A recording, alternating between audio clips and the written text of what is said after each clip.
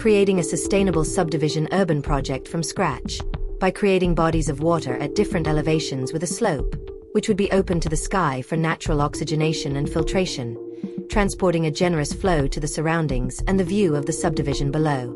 On the threshold of a new millennium marked by climate change, resource scarcity, and uncontrolled urban growth, there is an urgent need to rethink housing development models.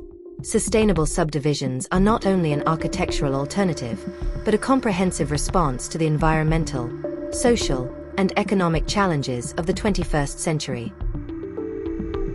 Sustainability, quality of life, added value, and microclimate are the main pillars for proposing a sustainable urban solution in a residential urban development.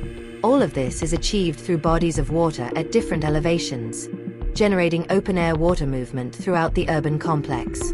Throughout history, human settlements have evolved according to the social, economic, and technological needs of each era. Today, faced with unprecedented challenges such as the climate crisis and accelerated urbanization, sustainable developments represent a necessary evolution in how we conceive of human habitat. The complexity of today's urban challenges requires a comprehensive approach that articulates knowledge of architecture, urban planning, ecology, sociology, and economics. Sustainable developments of the next millennium must be understood as living systems, capable of adapting and evolving over time. This research project proposes a multidisciplinary approach to define the characteristics, benefits, and limitations of these emerging housing developments. In recent decades, urban growth has been dominated by development models that prioritize horizontal expansion, social segmentation, and intensive consumption of natural resources. This pattern has resulted in fragmented, environmentally unsustainable cities with deep socio-spatial inequalities. Traditional subdivisions, often planned without ecological criteria or a long-term vision, have contributed to this phenomenon, generating negative impacts such as biodiversity loss, increased carbon emissions, automobile dependence, and a lack of social cohesion. Given this context, there is a need to rethink current urbanization paradigms through a sustainable approach that considers the interdependence between the built environment, urban ecology, and human well-being. However, one of the main challenges lies in the lack of sustainable subdivision models that effectively integrate knowledge from various disciplines, such as architecture, urban planning, engineering, sociology, economics, and environmental management, to build truly viable, scalable, and adaptable solutions for different realities. In conclusion, these 5 cases demonstrate that bodies of water can be more than just decorative elements. They can act as climate regulators, biodiversity hubs, social spaces, and tools for resource management. In arid contexts, sustainable water planning is key to ensuring urban resilience in this new millennium. Germany.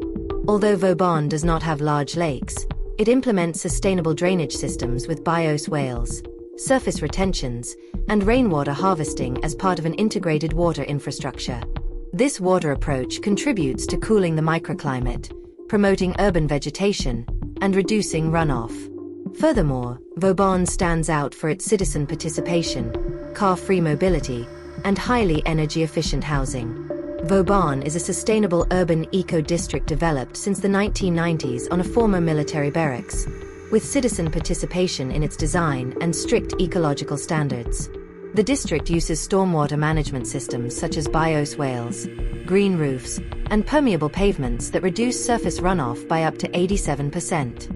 These strategies not only manage water but also improve the microclimate, enhance urban biodiversity, and reduce flooding. Vauban managed to reduce urban surface runoff through bioswales, green roofs, and retention that reduced stormwater flow by 66% to 87% in its early years. Guatemala. This planned development integrates decorative fountains and ponds with treated water that promote water recharge and aesthetic public spaces. Additionally, it manages wastewater with digital metering and processes to support aquatic life, reflecting an innovative model of urban water sustainability. Ciudad Cayala integrates ornamental fountains and ponds with treated water, which also function as recreational elements and for local water recharge. Its digital water monitoring system maintains biological quality. These interventions have increased the landscape, urban identity, and regional value. In Ciudad Cayola, a digital water treatment and monitoring system was designed, and efforts are even being made to develop fish-friendly wastewater habitats as part of a comprehensive sustainability commitment. Unfortunately, no reliable sources were found to indicate the specific population density or the ratio of built-up area per hectare. For Ciudad Cayola, it is known that it has more than 1,900 homes and 33,000 square meters of offices over a considerable area, but the total population and density are not detailed. In conclusion, these 5 cases demonstrate that water bodies can be more than decorative elements. They can act as climate regulators, biodiversity hubs, social spaces, and tools for resource management. In arid contexts, sustainable water planning is key to ensuring urban resilience in this new millennium. Among the international models that have incorporated water bodies or mechanisms as a cornerstone of urban sustainability, stand out cases such as Ciudad Cayola, Guatemala, with fountains and ponds treated as environmental and recreational resources, and Vauban, Freiburg, Germany, which, although it does not have surface lakes, uses systems such as bioswales and retention basins that are part of a resilient urban ecosystem. Other global cases, such as Mostar City, Songdo IBD, and Hammarby Stad, show how the integration of water bodies, natural or artificial, into urban design can optimize the microclimate, improve biodiversity, and strengthen the landscape and social appeal of sustainable projects.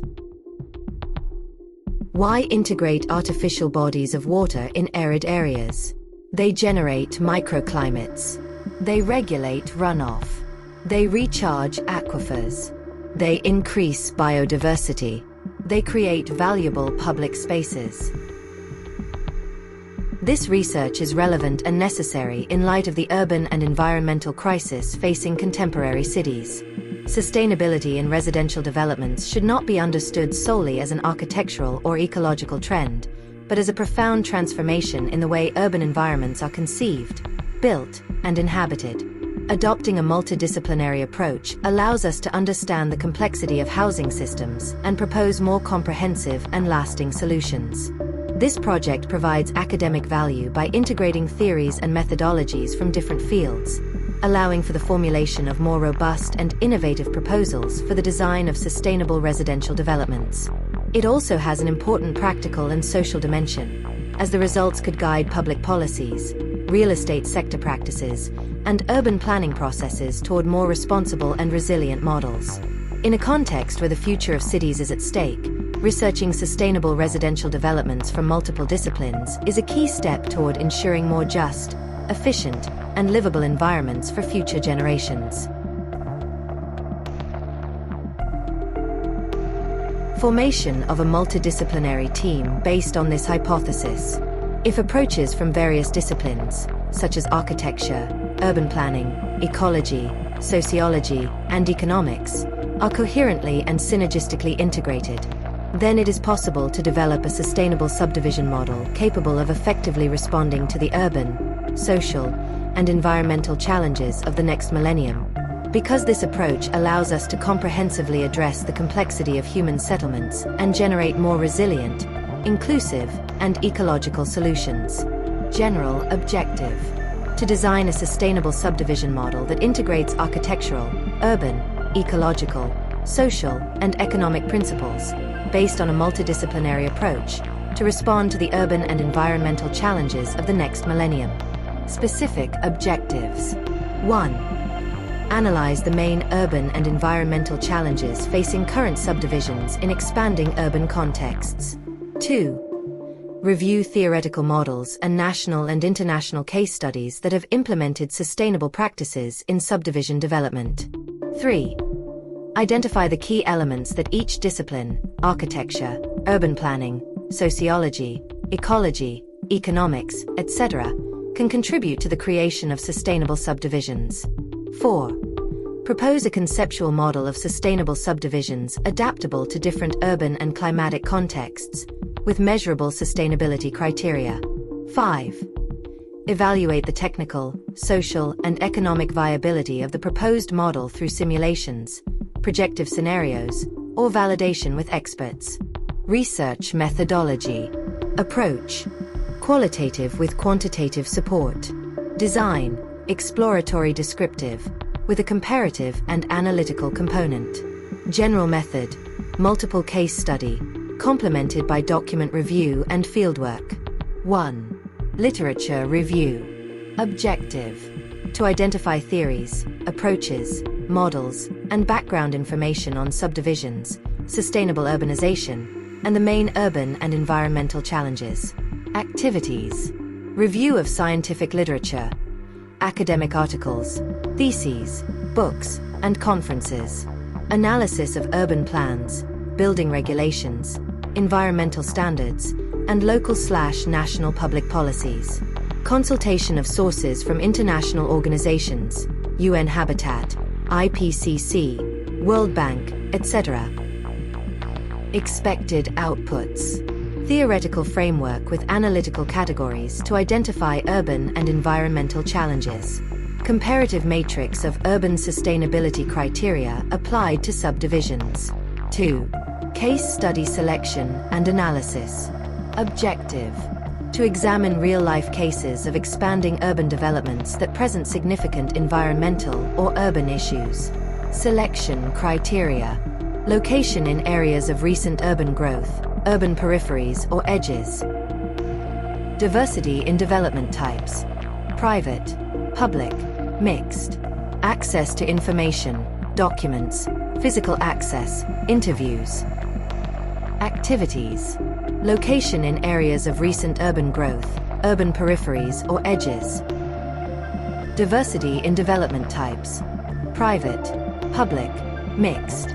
Access to information, documents, physical access, interviews. Tools. Geographic Information Systems, GIS, for spatial analysis. Fact sheets and analysis matrix for each case. 3. Fieldwork and interviews.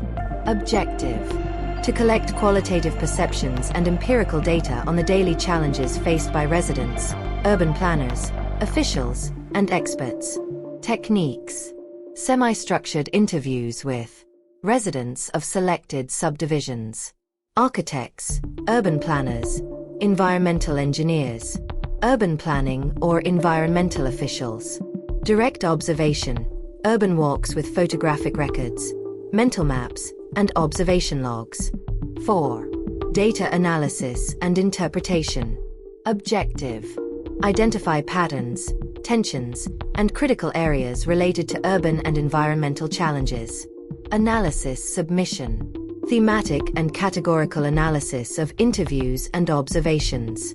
Triangulation of qualitative data with technical indicators from the case studies. Development of urban environmental conflict maps. 5. Systematization of results. Objective, to present an integrated view of the main urban and environmental challenges faced by expanding subdivisions. Deliverables. Analytical report with findings by theme. Infographics or maps visualizing the main challenges identified. Preliminary recommendations for the design of the sustainable model. This project seeks not only to generate knowledge but also to open up new possibilities for future action and research. I deeply appreciate your time and look forward to your comments. Thank you very much.